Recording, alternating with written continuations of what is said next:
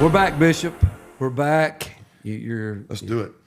Looking good in your Ryder Cup vest, and you took the staff out to Top Golf and just whipped some people. It was They beat me. You embarrassed some They beat people. me, No, you bro. hit it. You hit didn't the have ball over the screen. And, I did. mean, come on. I did. Seriously? I hit one of them. Somebody got to do it. Somebody got to do it.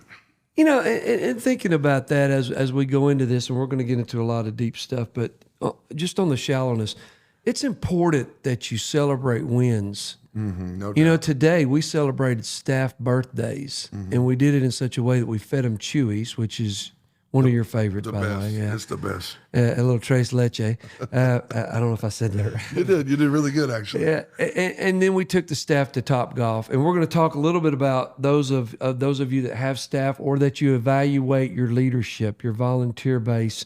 But Pastor, talk about the importance of just how we celebrate wins, some of the things that we do to honor our staff, aside from compensation. Just how do we do that here? Yeah.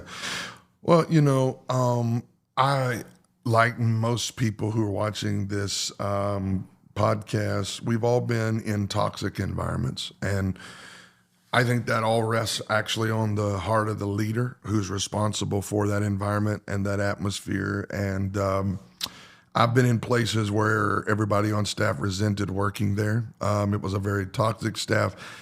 There was no consideration at all for where the people were in life, no concern or care about their own personal journey. It was, you are here to make the church a better place and a bigger place and a more profitable place. And they all felt that way. And you could just feel it. And I never wanted to have a team like that. I never wanted, we're gonna evaluate. Yeah, we're gonna challenge each other. Yeah, we're gonna sometimes, give encouragement to pick it up. Let's go. We got to get to the next level. But the reality of it is, I want every single person on my team to know I love them. I care about them as a person more than I care about them as a productive staff member. I care about their family, their marriage, their children, their life. And I have found out that if you really genuinely care about people, they genuinely enjoy being around each other. You have a genuinely better atmosphere to work in. It's not always easy. Sometimes we have to work through tensions, misunderstandings, differences of opinion. But all that's easier to work through when you know that you love one another and you really do enjoy doing some life together. And so we just take time to celebrate birthdays. We take time to pray for their needs, and to every single team meeting we have, every single week, we start with shout outs. I mean, we just say, we give each of the team members an opportunity to say, anybody did something this week that just sticks out in your mind, you want to give them a shout out for.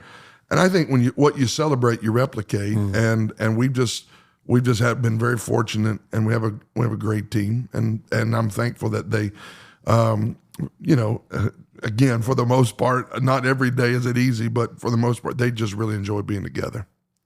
Yeah, we had a great time today. Had a blast. It was a blast. Had a blast. There may or may not have been, I'm not going on the record, may or may not have been a little trash talking going on. But there was definitely some trash talking. There was trash talking going on. But on a serious note, what you just said is so important, because before we left, we had a great meal together, and then we went to Top Golf and had a great time together. Yeah. In between that time, I watched the Lord touch your heart about a couple of team members that have had some setbacks. Sure. Challenges in their personal family and different things. And, you circled the team around them and laid hands on them and prayed for them, showing that pastoral care. And I think our team members know, every team member at this church knows how much you care about us. And I think that that's critical for our development. Talk a little bit about, we're in the evaluation season, so we're doing that right now. We're moving in. Hey, November's here. Can you believe it? Who can even fathom that? It's unbelievable. Great. You got your vest on. I do. I got my Ryder Cup. It's not so hot outside. No, it's your time of year. You love it. Oh yeah, I play better golf this time of year. You do. I agree with that. But you evaluate what you value. Yeah. And we're in that season right now where we're doing personnel evaluations. And, for those of you that don't have the luxury of having staff members, are you evaluating leadership? Are you evaluating programs? Are you evaluating who you have in charge of things? And one of the things that we're working hard on to equip you as RGM pastors is the vault. Obviously, everything that we have is in the vault. And one of the things that Pastor and I use is a tool that we look at that evaluates passion, it evaluates your prayer life, that volunteer recruitment. Talk about that a little bit, Pastor. This church, and we've done the math, we figured it out, but just the mothership, just Chattanooga, takes over 100 volunteers every Sunday just to make it go. Just to make it It happen. won't work. No. There's not enough paid people on our staff to make this church work without the volunteer base. 100%. Well, I think that's. I don't think that's necessarily novel to us as a church. I think that's actually New Testament responsibility for the fivefold. I believe, according to Ephesians 4, the apostle, prophet, evangelist, pastor, teacher, those graces are in action in the church to develop the body, so that the people who make up the body rise up in the full measure of the stature of Jesus Christ, becoming everything that they're called to be. Consumer Christianity is the greatest danger to those of us who are pastoring, because what happens is we put out a product that people come and consume. If you're not careful, they come and consume and consume and consume, and without having a place to pour out, it becomes a really myopic transaction where I'm getting my fix, I'm getting my glory fix, I'm getting my word fix, but I'm not doing anything to make a difference in the lives of other people. My job primarily as an apostolic leader, as a pastor, is to make sure people are being developed and to make sure people are becoming everything that Christ has called them and desires for them to be. I can't do that all myself, so you help obviously immensely with that, as do the other 52 employees or whatever the number of employees, and that's not including our schools. But I want to develop a culture of development, because you need players in the game now, but you have to have a bench because you have to have relief pitchers, and you have to have people who are activated when the starter is not. He needs to take a break, and she needs to take a break. You got to have someone else.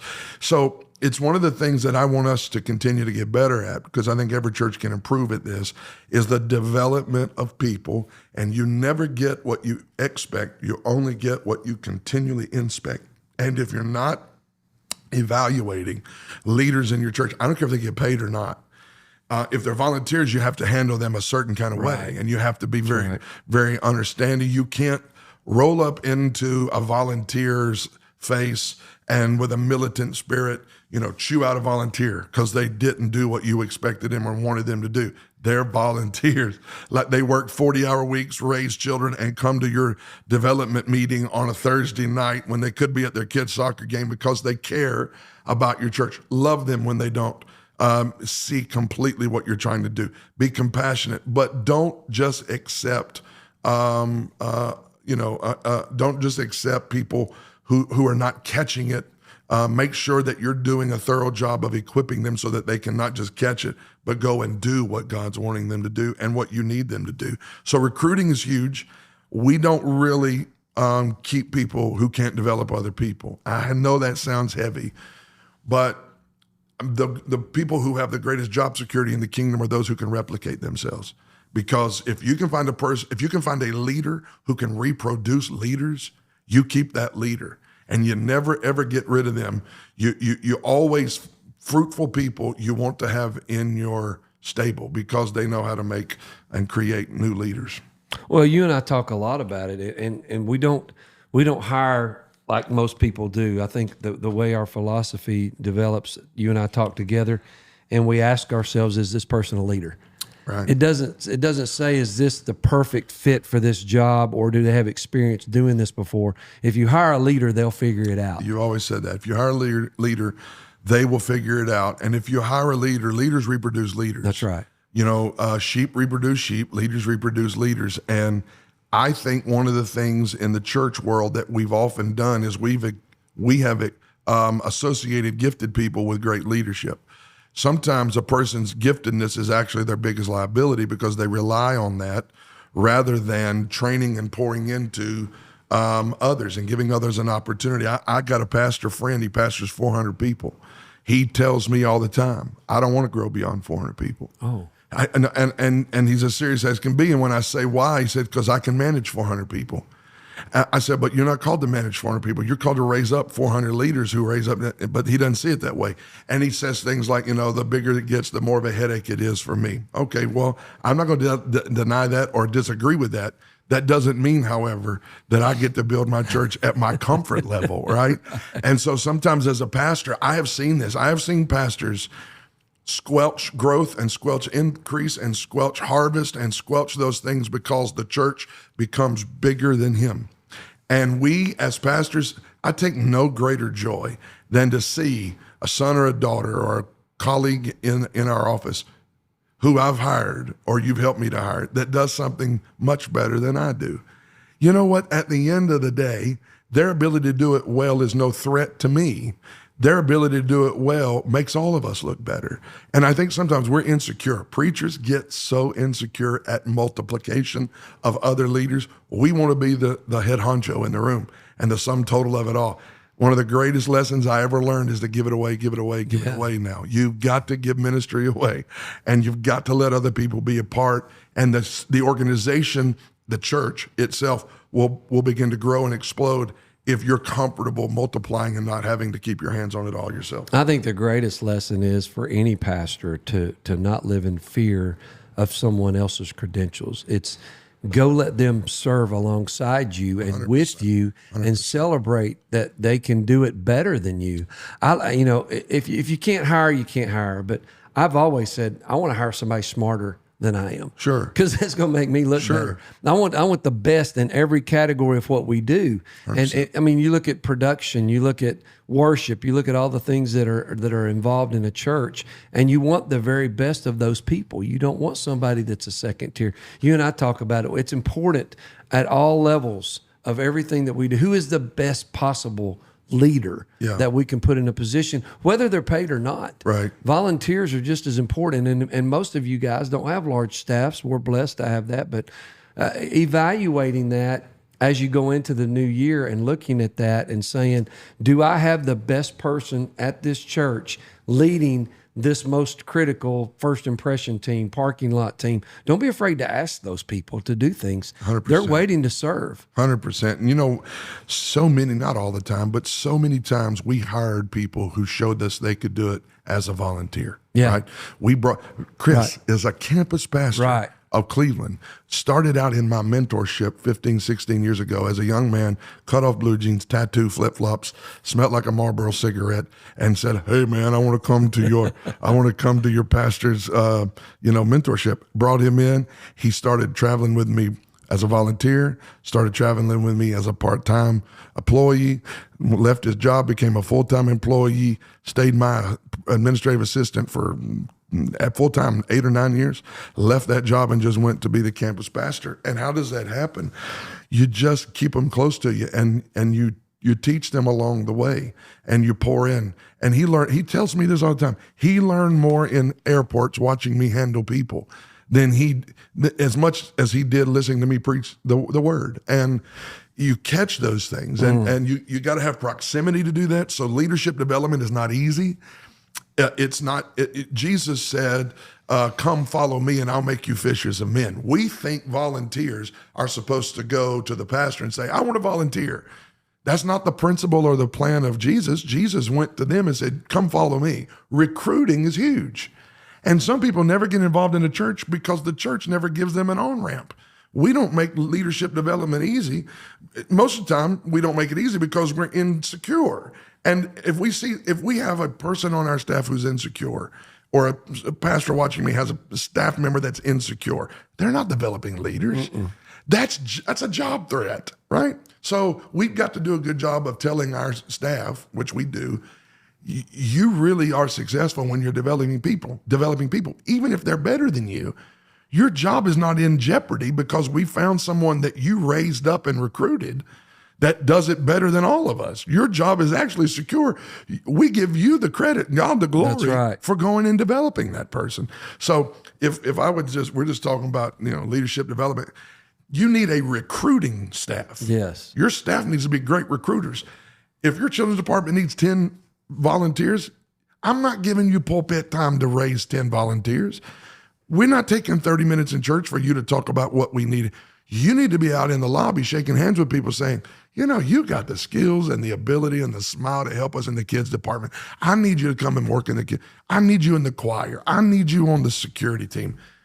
Recruit them and then develop them. So it's very, very important part of a church's culture to be able to recruit and develop. And retain them. Once you get them, honor and appreciate them. It is. Well, and so the measurements on that, it's a 10 categorical. It's in the vault. Please go check it out. But we measure passion, we measure prayer, we measure volunteer recruitment and retainment. Are you gaining and retaining those? Program growth, all the different things. One of the things you and I have been talking about a lot lately is how we're measuring the overall health of our employees. Yeah.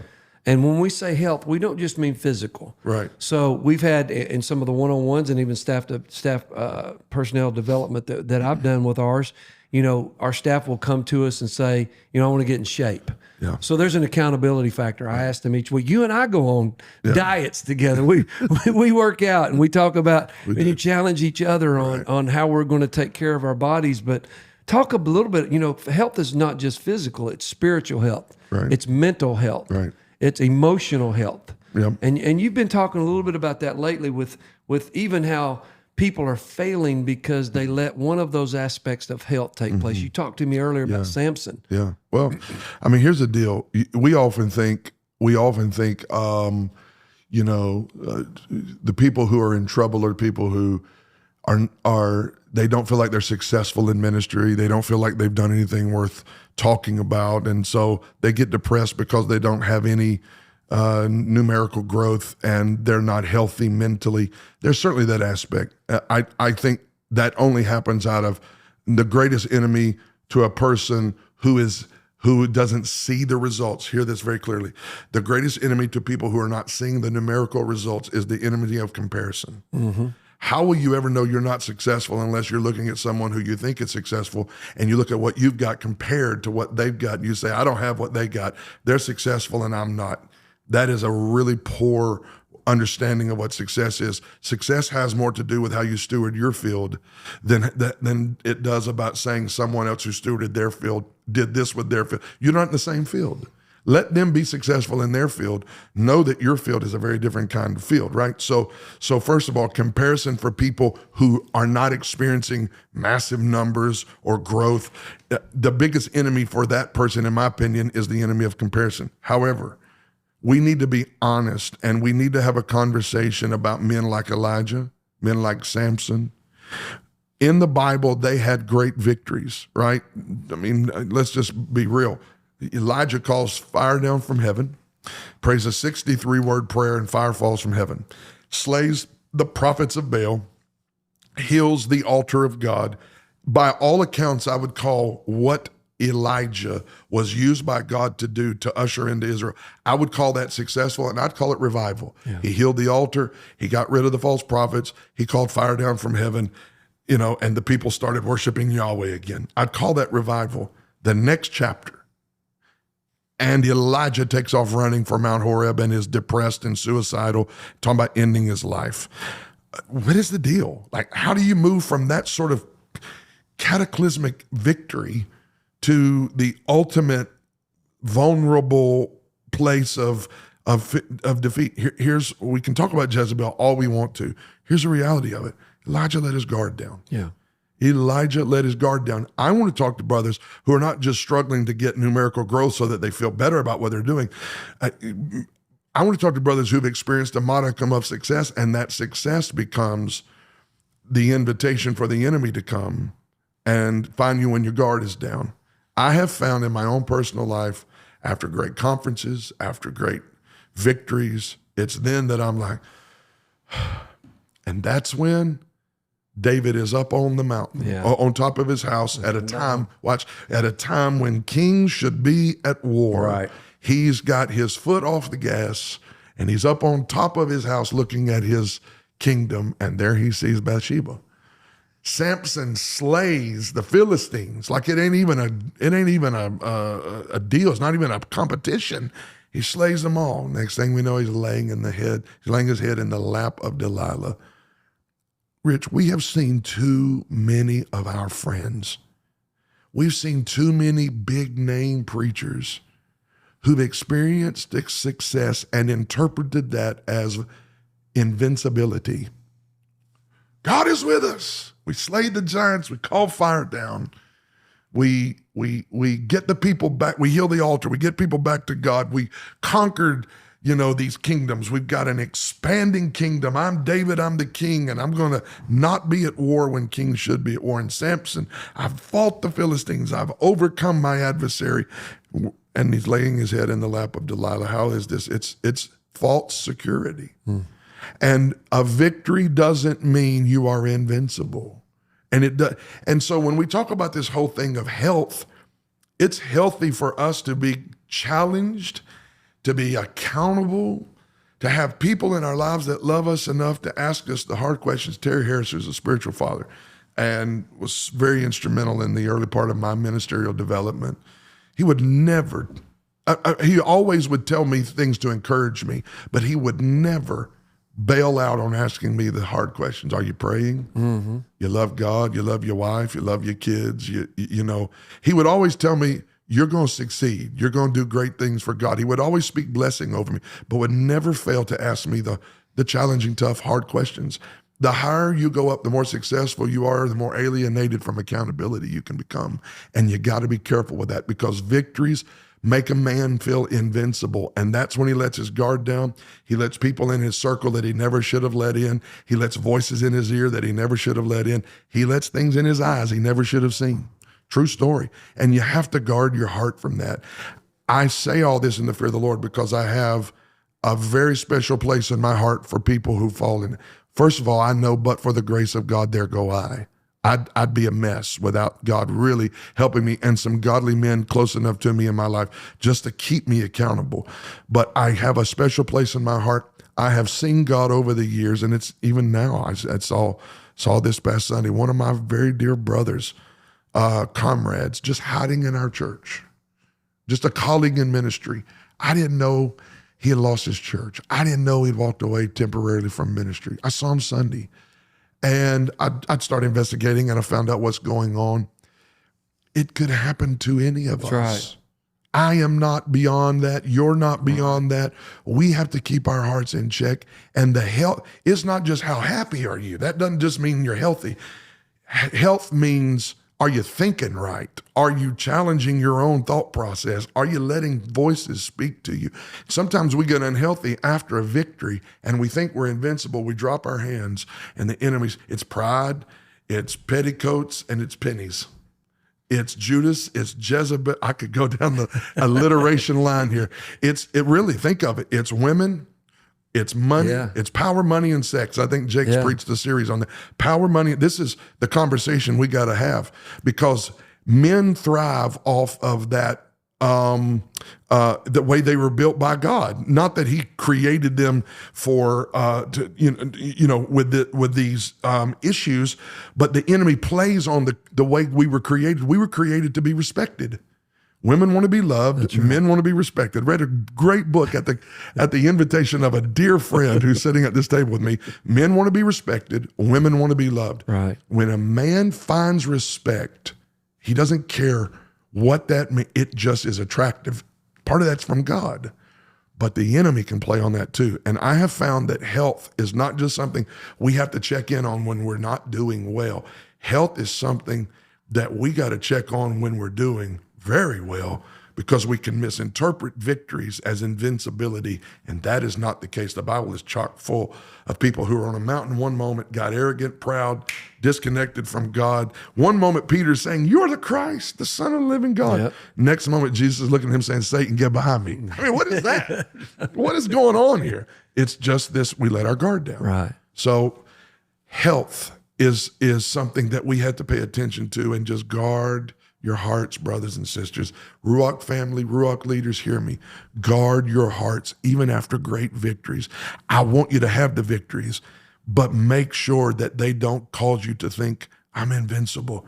Get up and go get another victory and give all the glory to God. I got to say this because, you fire me up. I could shout you down, give you some amens right now. But, one of the things that we talk about with our staff and a lot of pastors, more pastoral if I could for just a minute, is that comparison trap. Sheesh. And I think that social media has exasperated the comparison trap.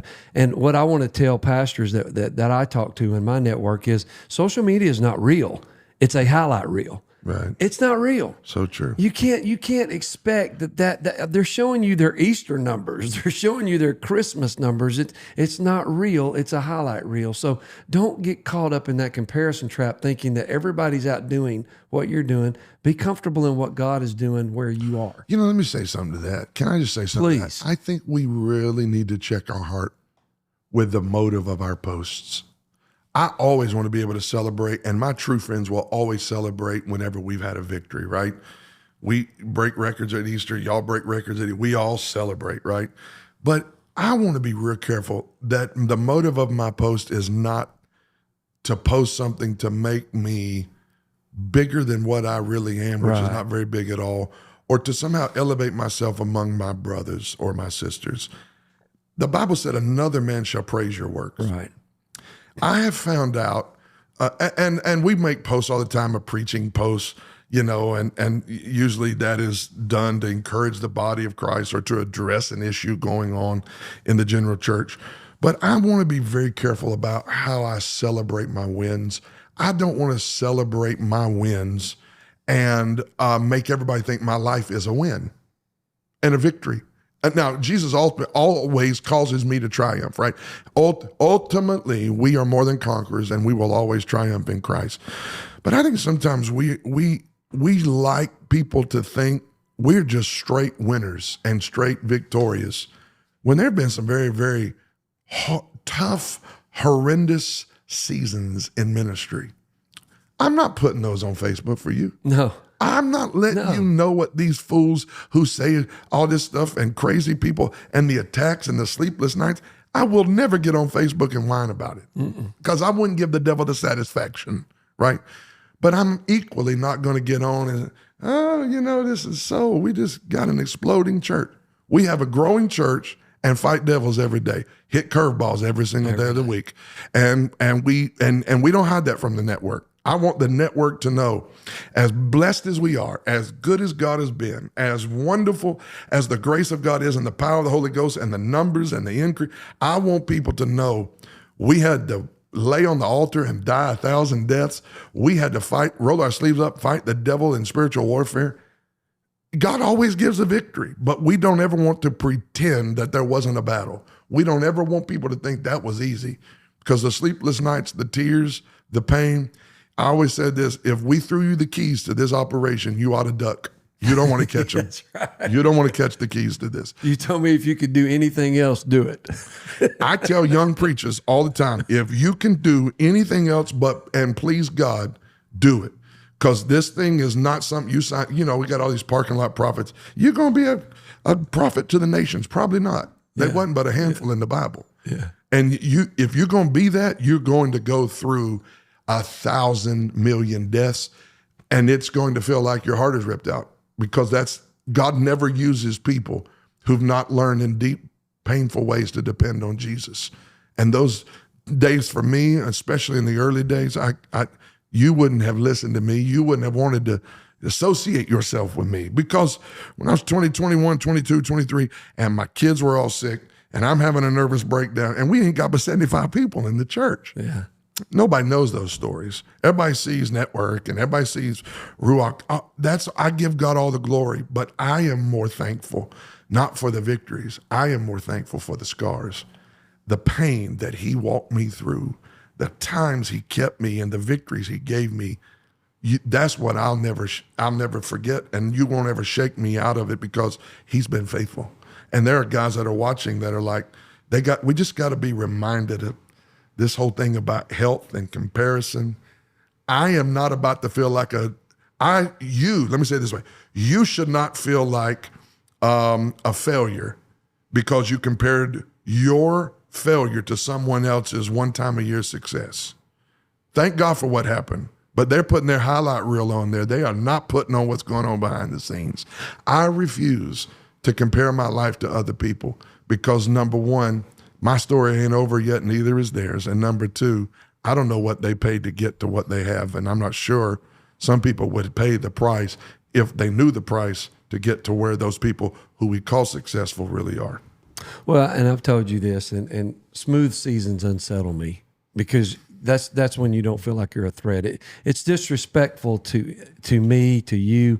We tell our staff this. It's disrespectful if you don't see curveballs. Right. Only great hitters see curveballs. Smooth seasons unsettle me. So there's always going to be a challenge. Oh, yeah. You know, victory over challenge A, challenge B is on the way. All the things that we can say. And you know, we celebrate this. Again, nobody posts about we lost 200 people today. Yep. Nobody posts that our church split today. Francis Chan was here not long ago, and he talked about that. I mean, he got up and he saw off the cuff. He said, "Nobody sees our failures." He said, "I failed at this." He quoted failure after failure after failure, and he said, "All you guys see is the highlight reel." I was telling a young pastor this week, Pastor, and I hadn't had a chance to tell you, but you know, he's celebrating. He's going into a new building, and they were talking about growth. And, you know, Mark Batterson's first church failed. Mm-hmm. He planted a church in Chicago, Illinois, and it failed and it closed. Yeah. He goes to D.C., one of the greatest Christian authors in America. I don't know if you know this or not. Oh, yeah. Took him 10 years to get to 200. I'm going to say that again. Took Mark Batterson 10 years to get to 200. So don't despise small beginnings. Don't think, right. I mean, you were talking about when you had 75. Yeah. I mean, think about that. Yeah. 95% of the churches in America have 100 or less. Yeah. Dino taught a thing. Dino Rizzo taught a teaching at Ruach last year. I thought it was brilliant. He said, let's just get 10% better. Yeah. Remember that? Yeah. Maybe it was 5, but I think it was 10. Let's just get 10% better. If somebody's listening to me right now, just decide I'm not going to stay where I was. I'm not going to live with a lid on top. I'm going to do, if I don't do anything else, I'm going to get 10% better.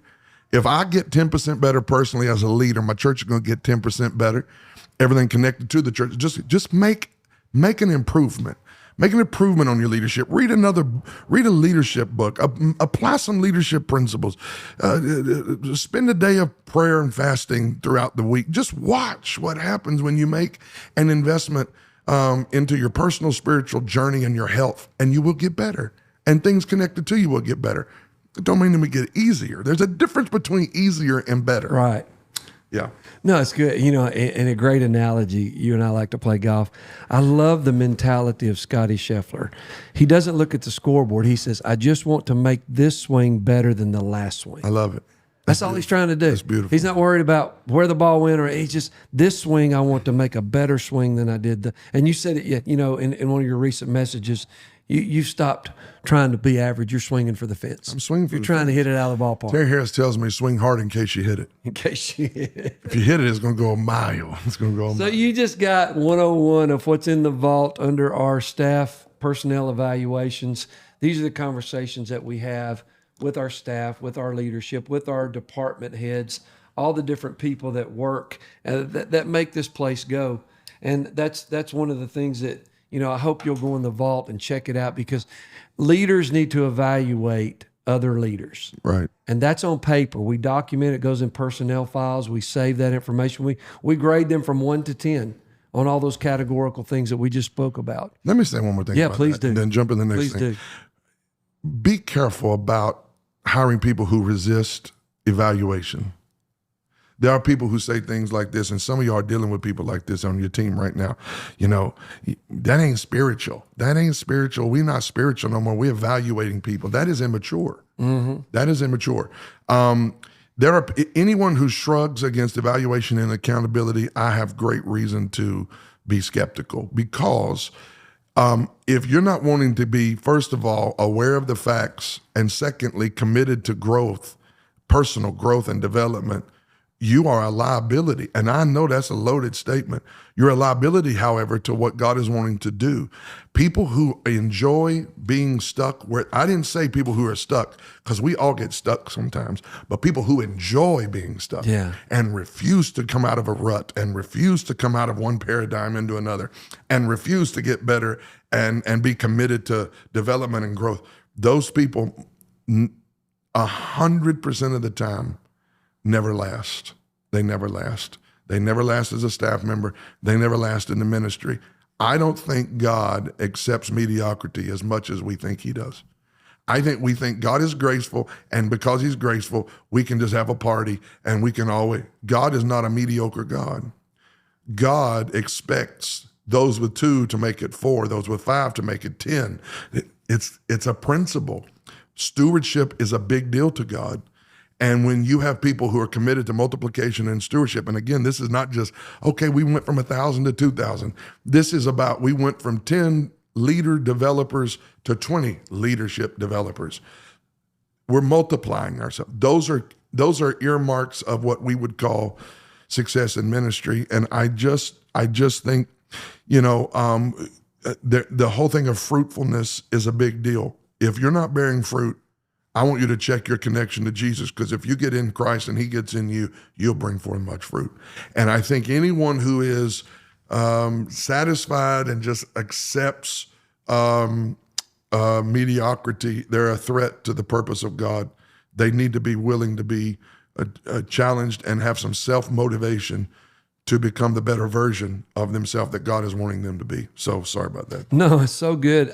I love it because, one of the other tools, and again, this is in the vault, we have what we call the weekly touch base. Mm-hmm. And the weekly touch base is a summation of the previous week and a projection of the future week, okay?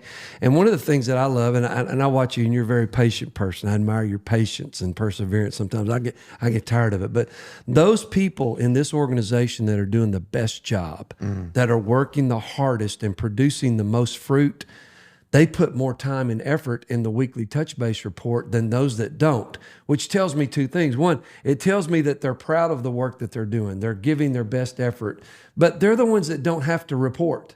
We don't, they're the most trusted people in this organization, producing the most fruit. It's evident to all. Everybody sees it, but they're saying, hey, look at what we did. Look at what God did. Look how many people got saved this week. Look at what took place in kids. Mariah, our kids pastor, she's unbelievable. She's a rock star. And she does more than probably anybody here. She's an interior decorator on 5 construction projects that we got going on. She's managing the kids program. She's our global children's pastor. Her reports are unbelievable, and she doesn't have to do a report. Right. But she just wants to say, I want you to see all that God's doing through our program. Mm-hmm. Those that are producing the least do the worst on the reporting. Historically, over the years, that's been the case. And I think everybody watching can relate to that. Producers want people to know I'm producing. Yeah. There's nothing wrong with that. If you give the glory to God, there's absolutely nothing wrong with that. And people who don't produce want to hide their lack of production. Right. It's bottom line. Right. So what about me? I have to ask myself the question, what about me needs to be motivated so that even at a senior executive level, and the pastor of the church and et cetera, what about me do I have to deal with to keep me from being my own lid? You know what I'm saying? How can I rip the lid off my own personal life and so stretch myself? And that's what I see. I just wanted to encourage pastors, I think, and point to them. If you have someone on your team that is, always offering excuses, always dodging and shirking accountability, and always complaining about being challenged, you're delaying the inevitable by keeping them. I don't mean rashly go out and fire them. I'm speaking as a confirmation to somebody right now. It's not you and your leadership. It's their inability to go where you're going. And love them. You don't have to be nasty about anything, but you want to run the kind of place that honors God and not just makes complacent, mediocre people happy. When you get that switch that goes off in you, they'll call you all kind of names, but if you'll execute, it'll take the organization and the church and thus the kingdom to the next level. You value what you evaluate. Mm-hmm. And we've given you a few of our tools that we use at RTTN and what we do. And this has been another great segment with the bishop. A lot of wisdom. A lot of wisdom over there. So fun. Love our RGN network. Love those of you that have subscribed on YouTube. If you're a YouTube subscriber, join the network. You can do that. We would love to have you be a part of that. Bishop, always a pleasure. Much love, Pastor. I appreciate you very much. You're the best. Thank you. Breath and Bones. Check us out next episode.